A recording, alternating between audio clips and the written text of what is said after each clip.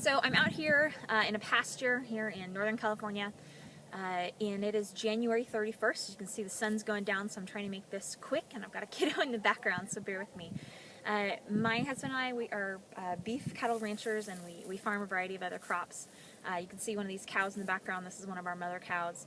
And I wanted to share with you guys about the drought and what this means to us and how really devastating this is. Right now it looks like this is about a 1 in 400 year drought event for California. We've been in a drought for several years, but this winter has been exceptionally bad. Here at our home place, we've gotten about 1/100th of an inch. So again, 1/100th of an inch of rain in the last 2 months. And that is generally December and January are the months of the year that we would hopefully get a lot of rain, and that not only recharges our groundwater, it helps grass like what normally would be very green in the background grow, and it also fills our nearby reservoirs, which is the water that we would use to grow our crops during the spring and summer months. Without rain, you can see that the grass here is brown. It's not growing. And as a result of grass not growing, cows like this girl, you can see just a portion of her in the background, they don't have new food. Typically during the winter, as beef cattle producers, we're relying on the native grasses that are going to be growing typically in the foothills. But we have not been able to even take our cows to the foothills because there's not enough grass there, and there's actually not enough drinking water in a lot of cases for the cows to access. So we haven't been able to take them there. Not that there's feed there anyway.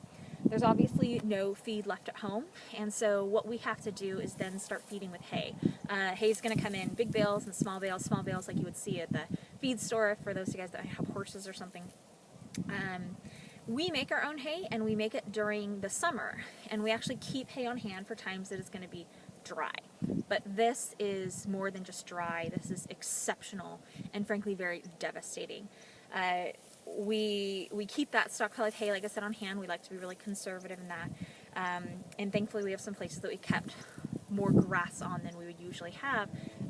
But cows like this girl, obviously they're big animals and they're big mouths to feed. And so we're really forced to make some really tough decisions as our hay supplies are very drastically being reduced. And so we are culling cows, which means we are having to thin our herds. We're having to sell off animals because we simply have more mouths to feed than we have food for.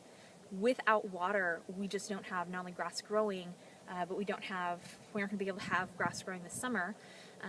And hay is extremely expensive, very tough to ship into this area. We just announced to our farmers market customers yesterday by email that we will not be supplying beef at the market very much longer. I have my last inventories basically that are coming in, the last few beef that we did have finished. That'll be a flash sale at our farmers market tomorrow, and then essentially next month, but probably 2 markets we're out of beef. I'm talking to the camera. Can you come here? You don't want to say hi? No. So this drought though for us is absolutely going to be devastating. We are looking at having to sell more and more cows off, again, in order to have fewer cows that we can feed them all. We, of course, don't want to let they have to eat 365 days a year. Hey, so this drought is truly devastating.